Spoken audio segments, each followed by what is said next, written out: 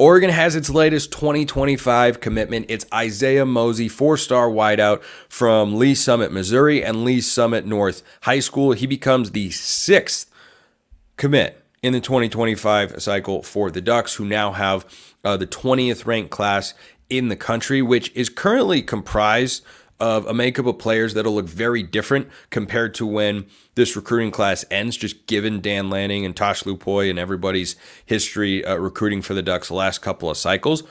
This is an offensive-heavy class so far. Now, again, there are 6. The 2024 class has got 27. So, we're probably about a quarter of the way towards building a 2025 recruiting class for the Ducks, but certainly with the spring game looming, and as we'll talk about on tomorrow's show with our Locked On recruiting insider Brian Smith, there are a couple of big names visiting this weekend, and recruiting is really going to kick into gear for the next couple months before the dead period that I believe takes place in June, if memory serves. But it's 1 quarterback, 3 receivers. Despite the decommitment they had, still 3 wideouts in this class, 1 edge and 1 interior offensive lineman.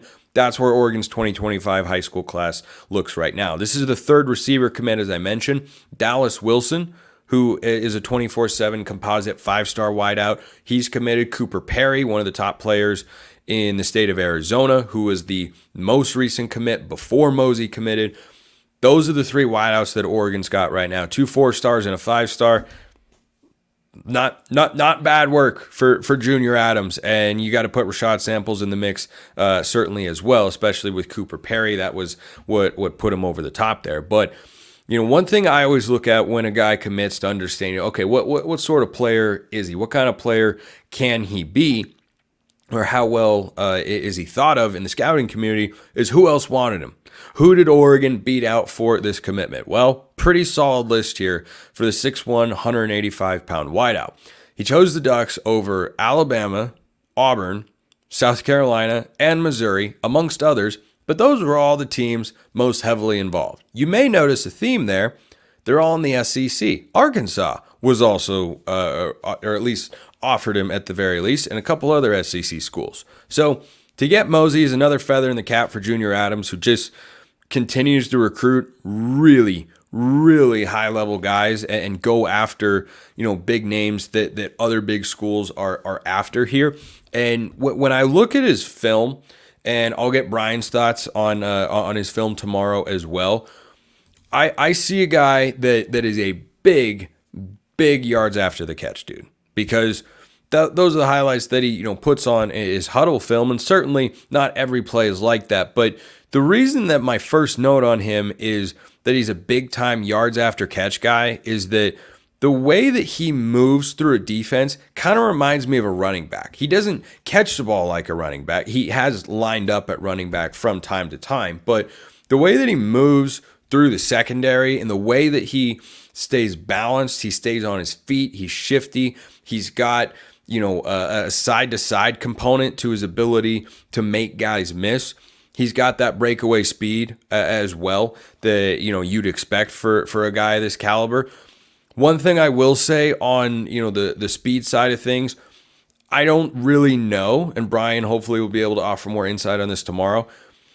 I don't know the caliber of competition that he's going up against. Missouri, I think, has been able to generate some quality recruits over the last couple of years, but is it on the same level of an Arizona or Washington right now? Probably not. I think it's a little bit closer. I could be wrong. I think it's a little bit closer to what Utah is, where you have blue chip guys coming out of that state, but are they consistently going up against Division I guys?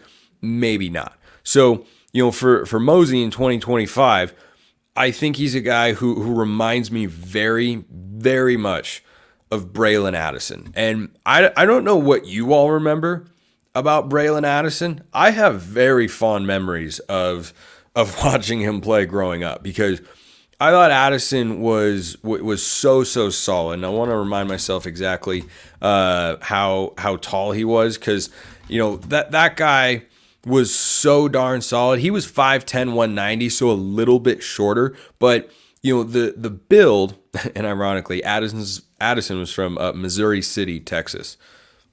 I don't know. I found that amusing. Maybe you did, maybe you didn't. Anyway, I'll get back to it here. So When Bralon Addison was with the Ducks, and he, like Mozee, was a 4-star recruit coming out of high school, I thought he was just brilliant after the catch, because he did kind of look like a running back with the way that he was just so strong. That's what stood out to me about Mozee is, 6'1", a $185, not the biggest guy in the world, but he's, not Troy Franklin or Dante Thornton sort of skinny coming out of high school, but he just looks so built. His frame looks very complete, and the way that he stays on balance to make guys miss and shed tackles just reminds me of the way that Addison used to, catch tunnel screens and just go make big plays. And I'm pretty sure Addison's senior year was, or last year with the Ducks anyway, was 2015. And he, of course, had that the catch against Arizona State.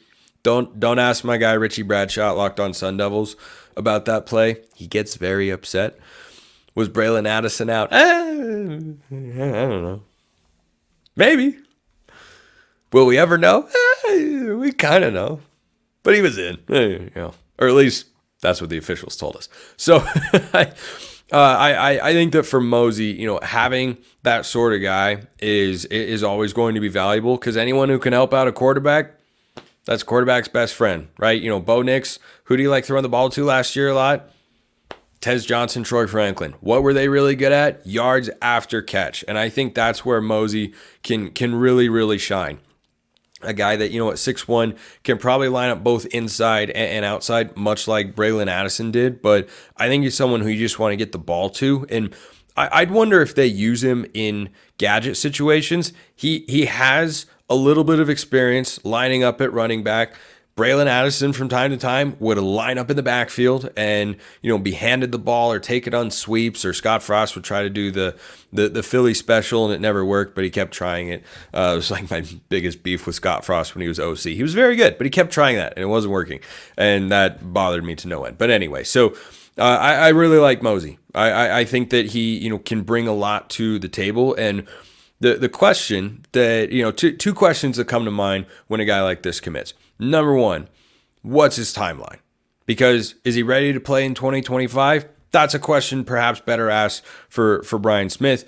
And remember, I'll have Brian on tomorrow's show, so make sure that you tune in wherever you're listening to or watching this show right now. It'll, of course, be available in your feed on Friday's episode as well. Is he ready to play in 2025? Because Oregon will have plenty of need at the wide receiver position. It can be hard to play as a true freshman. Not impossible at the wide receiver spot, though. So that's question number one. And then question number two, this is the fun one.